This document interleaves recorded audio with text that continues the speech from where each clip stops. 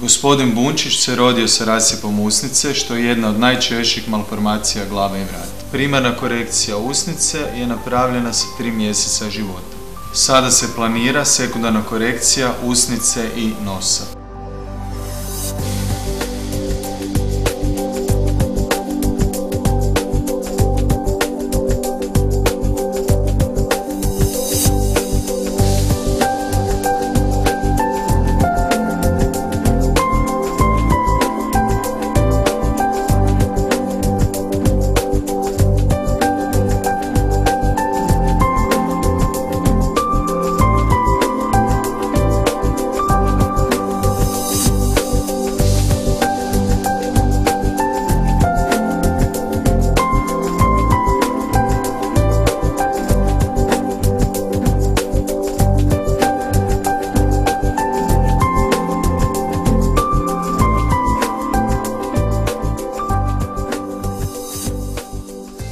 U sklopu korekcije usnice prvo ćemo korigirati žljeb na crvenilo, dobiti visinu crvenila i popuniti samo crvenilo.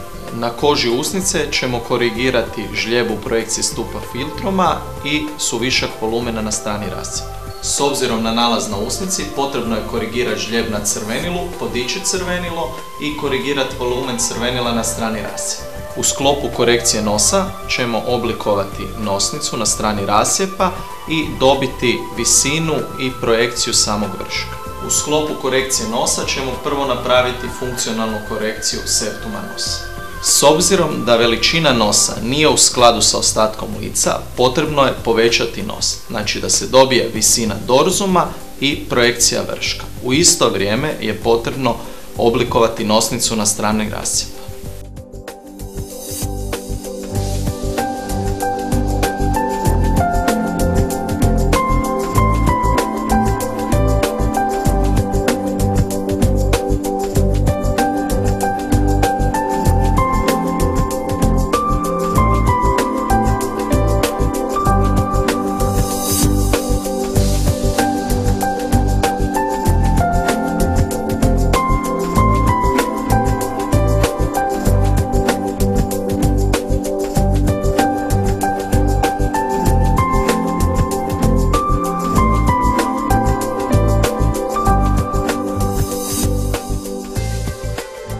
Lepo zdrav sem skupaj, moje ime je Boris Bunčić in sem zmagovalec žurnala Preobrazbe.